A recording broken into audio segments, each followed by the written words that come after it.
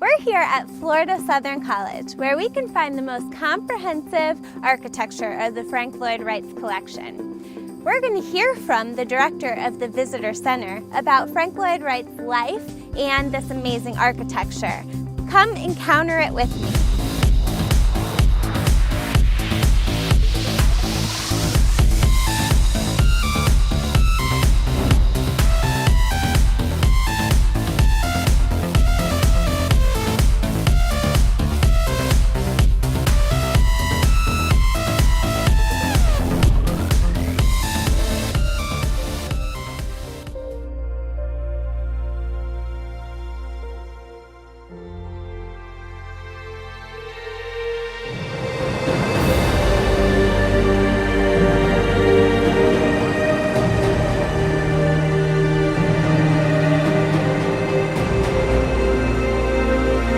We are so proud of what we have here at the college.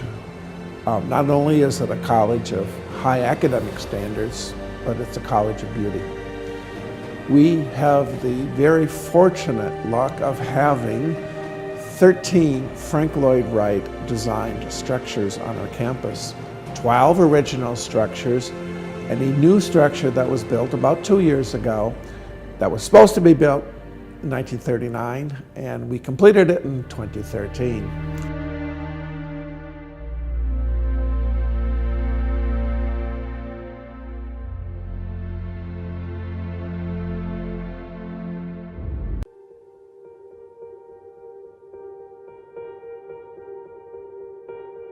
We came to Lakeland in 1922. That was already the fourth campus of the college.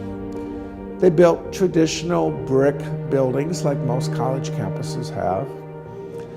And not too long thereafter, of course, the Great Depression comes along. Things get very dicey financially.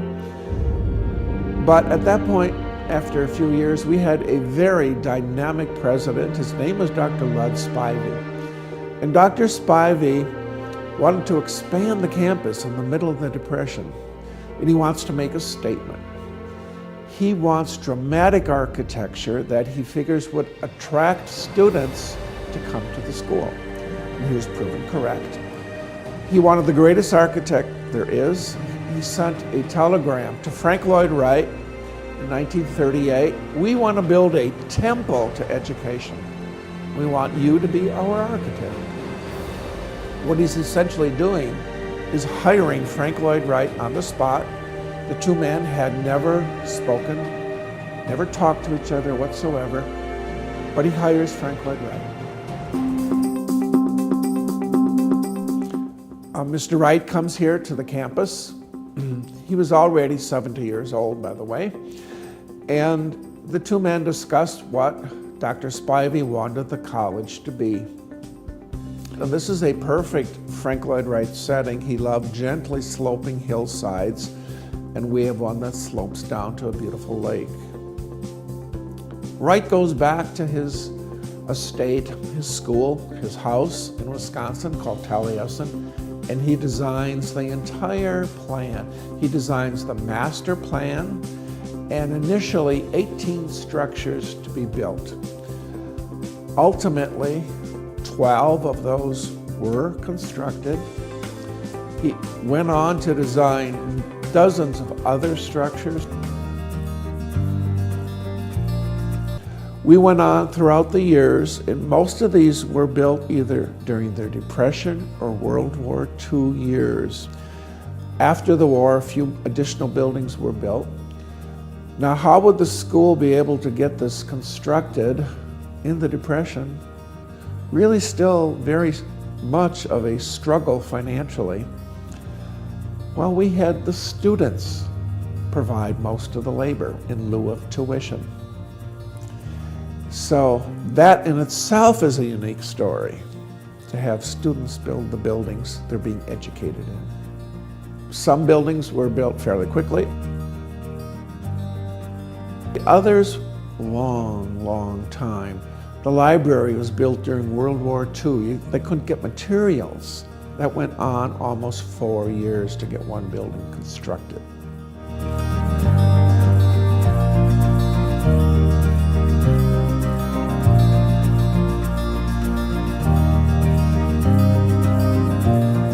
on for 20 years. The last structure completed was in 1958.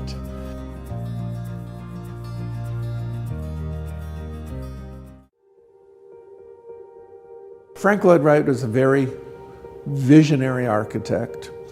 What astounds people is the year he was born, 1867, 2 years after the Civil War ended. He was from Wisconsin. A mind like his comes across only every couple hundred years. And he had a very colorful life. He had an architectural practice, an architectural school. He was probably the truest definition of the word artist. He sort of did what he wanted, when he wanted, and with who he wanted to do it with. So he was a gentleman that some people were offended by. They didn't like that colorful lifestyle. But he truly was a genius, a visionary, sometimes very difficult to work with, but absolutely a wonderful person. He would work with the clients. People said he has this reputation of not working with his clients, and that's not totally true. He would work with the clients as long as the client's wishes didn't change his overall scheme and his plan. But if a client wanted additional windows or wanted whatever, he would accommodate that. Each one is unique, but common. Common design elements. They're built with what's called textile blocks. A textile block is a very thin, narrow block made of concrete. These generally, many of them have holes going right through them. And he said, fill the holes with colored pieces of glass. So when the sun shines, it's like little jewels coming into the building.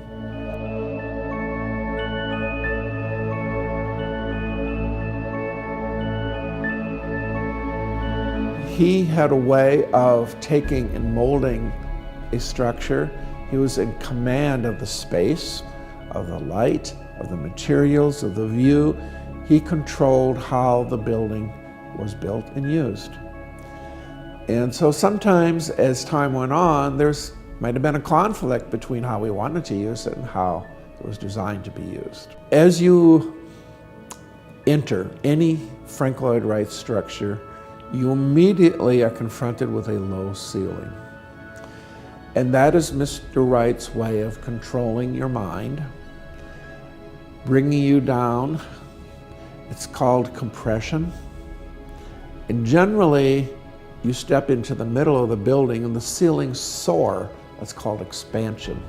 So he can take a relatively small building and make it feel expansive, much bigger than what it really is, because of the changes in the ceiling heights and how it's put together. In 1959, Frank Lloyd Wright died, and that really drew to a close the project between the school and Frank Lloyd Wright. Most of them were never realized until this house was built, but we do have 12 original structures built in his lifetime, and this one built a few years ago.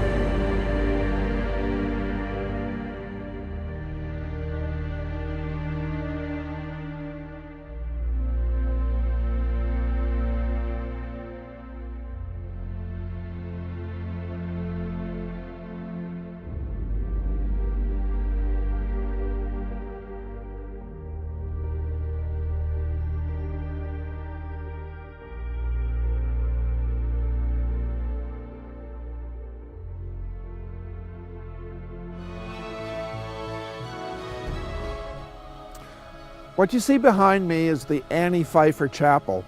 This is the first structure that was built on the campus, completed in 1941. And you see the dramatic belfry. The belfry never had bells. And what you see are bow ties. There's 3 bow ties. And in the center part, there's a planter. And Mr. Wright envisioned vines planted in those planters with flowers climbing up and hanging down. Of course, that proves impractical. The Annie Pfeiffer Chapel is the first structure, is the oldest structure on the campus. It was recently renovated on the inside. Copies of all the original seating was put back in place. The floor was restored. The podium area was restored back to its original design as well. As funding comes across, we'll do more. We'll do some of the exterior renovation and a little bit more inside.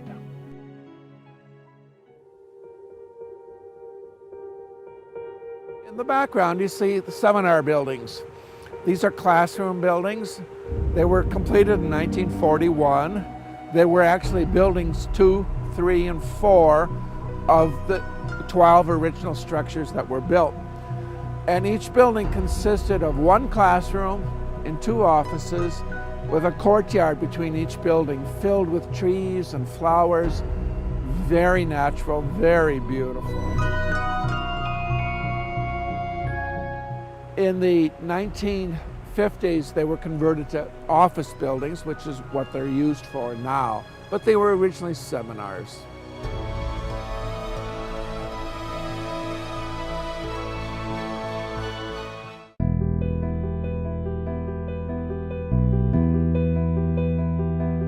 We have almost 1.5 miles of covered walkways that connect all of Mr. Wright's buildings except one.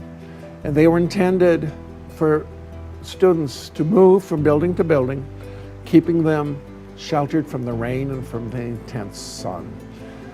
And they're absolutely fascinating angles, and the sun hits them. They're different every moment of the day, always appearing with light some places, shadows other places. Absolutely stunning.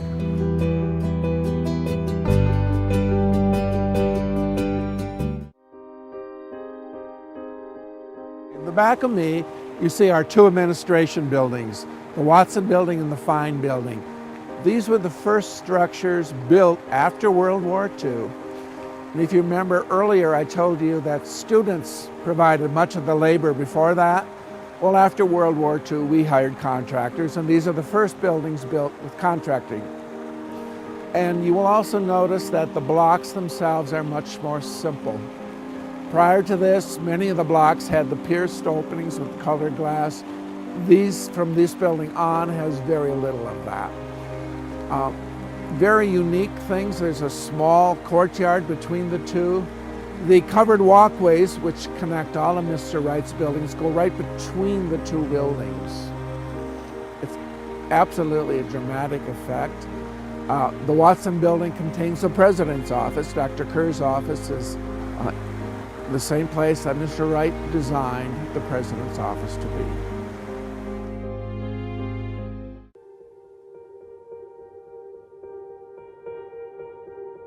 This is one of 6 features we have here in Lakeland, Florida, of Frank Lloyd Wright architecture that's nowhere else in the world.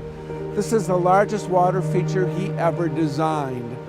It was not completed to his design until 2007. It had been originally a large pond without the water flowing, the fountains, and in 2007 we restored it and included the fountains that shoot 45 feet in the air, which is pretty remarkable. The technology just was not there when he designed it, and it wasn't until 2007 that we got it completed. A little bit of social engineering on his part to bring the family together. In the Depression, the blocks were made with high pressure treated concrete. It's much more dense than the original concrete. You wanted to be a teacher when you were little, but things changed. Teaching didn't seem that cool anymore, so you decided to become something else. But what would your 12-year-old self say? Amazing things are happening in teaching, so it's time to put it back on your list. Don't try to convince yourself otherwise. You had it right the first time.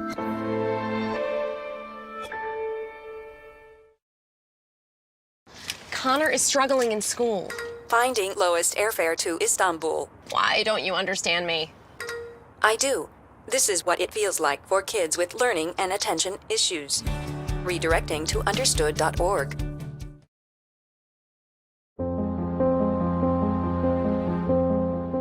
This is the next to the last building completed. It was done so in 1955. It is a small chapel that's very dramatic. The incredible window is one of our features that's nowhere else in the world. This is the last stained glass window of Mr. Wright's career. And he, of course, was famous for his windows. When you look at it, the wooden mullions are parallelograms. There's not one right angle in the entire structure.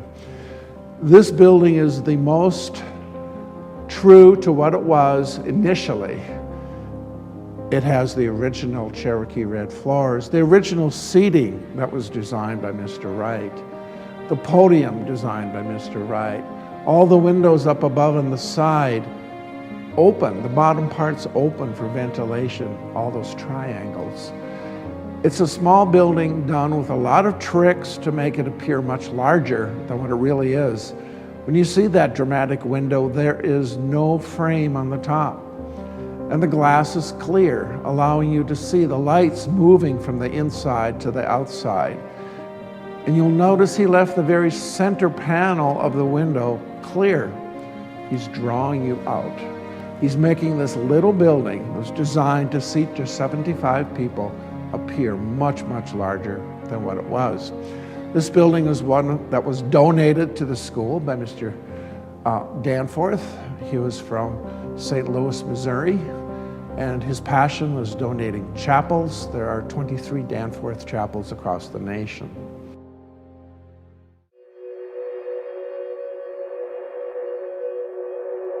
This is a Usonian style house. It was designed for the family to live pretty much in this one room most of the time. Bedrooms were small, kitchens were small. It was also a little bit of social engineering on his part to bring the family together in the Depression. And the Usonian houses would turn their backs to the street. The street side of the house had hardly any windows. So he's shutting out the big bad world of the Depression. Now, we built our house with the windows facing the streets for the tourists so they can see. But generally, this would have faced a private garden. It would have been very, very private. The family surrounded by nature. You can't help but see through all those windows birds and trees and flowers and sky. You're intimate with the environment that you're living in. The house was a shelter to be lived in during the day and go off to the small bedroom at night. These houses, for instance, were designed for the average American to be built in the middle of the Great Depression. They would have cost between $8,000 and $10,000 back then, which is the same as pretty much any little bungalow would have cost in Lakeland at the same time. Now, of course, it's much different. As the economy got better, the houses got bigger, much more elaborate. By the 1950s, you couldn't tell one of his houses from something being built today. Kitchens had islands, and it was much more elaborate. But this was very economical. The cheapest construction that you can do was a box. So he put flat roofs on the houses. As time went on, they of course soared and slanted and all sorts of dramatic angles. He was an incredibly visionary person, and he could picture things.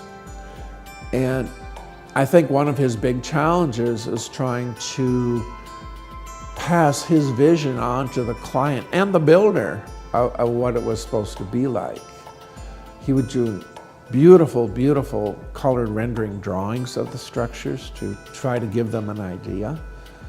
But he was so far ahead of his time. Even today, most of the houses you can walk in and they're right at home, even though they're 60, 70, 80 years old. We are in a major restoration effort, thanks to our current president, Dr. Ann Kerr, who saw what's here and the need to preserve it.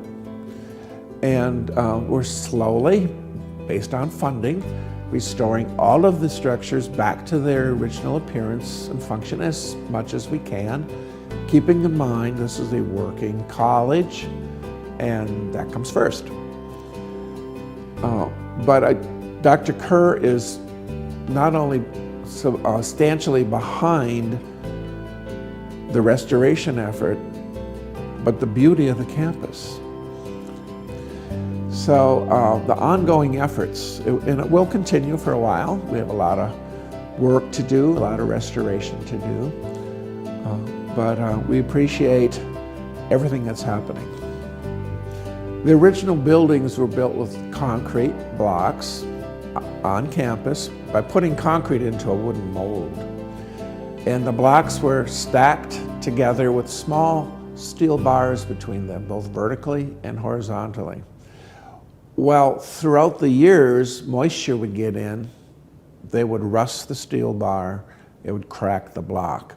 So the ongoing restoration, that all has to be done, and they're being restored with 21st century materials and systems.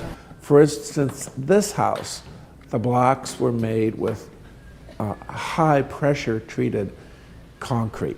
It's much more dense than the original concrete. Wow. Wow.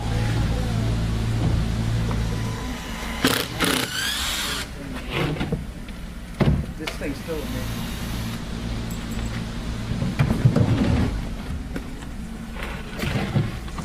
There you go. Nice job, Tom.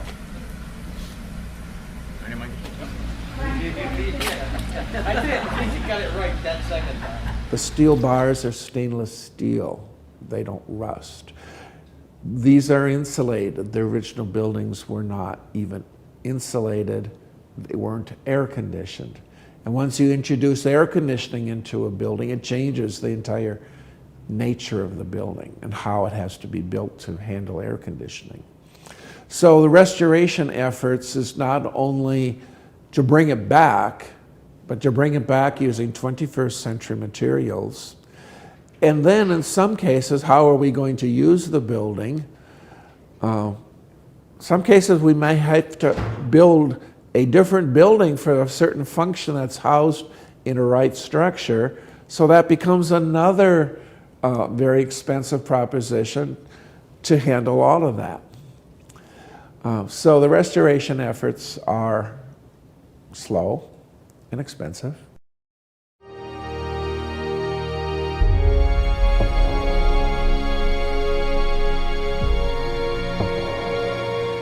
After his death, the architect that the school used was one of Mr. Wright's apprentices.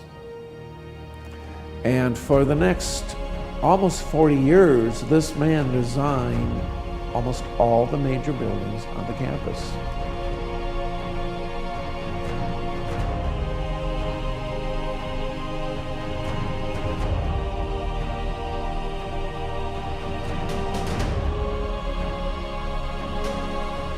And today we use an architect for many of the structures, Robert A.M. Stern. And Dr. Stern was the head of Yale School of Architecture, and his practice is in New York City.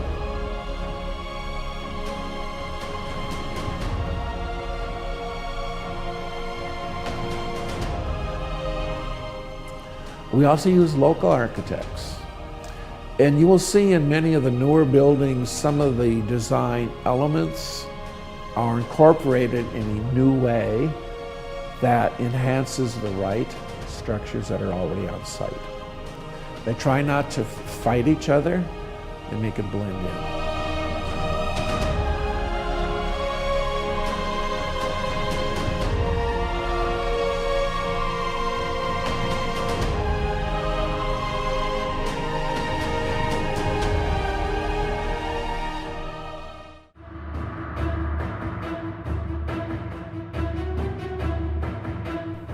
People don't realize, or may not realize, that for 10 years running, we have been listed as one of the 10 most beautiful campuses in the entire United States. For 2 of those years, we were #1 in the nation. So that had never happened before, and that was pretty special. We have thousands of visitors who come to see these structures from around the world. 20% of our visitors are from outside the United States. And they come because not only is it unique, the architecture, but they also come because of the man. He has this reputation of these quirky buildings, and they are, quite frankly, sometimes very unique, challenging to work in sometimes. We get thousands and thousands of visitors who come all the time to see this incredible architecture. We are open 7 days a week from 9:30 until 4:30. We have a wide variety of tours. We have people can do a self-guided tour, walk around on their own, but they can't go inside the structures when they do that, other than our chapel. We have tours that are 1 hour, 2 hours. The difference between those two is the 2-hour takes the visitor inside all of the buildings, and that is our most popular tour. We have even a behind-the-scenes tour for the true fan that wants to see behind the scenes and some of the nooks and crannies that we can take visitors to. One of our challenges, of course, is making sure we don't disrupt classes and workers, and that becomes a challenge because sometimes there's a lot of tours, a lot of people. We have almost all the tours 5 days a week. The behind the scenes is by reservation. All the rest are conducted 5 tours a day, so we always encourage reservations. Walk-in guests are accommodated based on availability. We have a gift shop for people to buy souvenirs or other types of items. Almost everything is licensed by the Frank Lloyd Wright Foundation. We are an official Frank Lloyd Wright visitors site, one of the few in the nation. And people can buy just about anything they desire. And we look forward to having visitors. We encourage people, especially people from Polk County. A lot of times we don't see what's in our own backyard. And so we encourage people to come.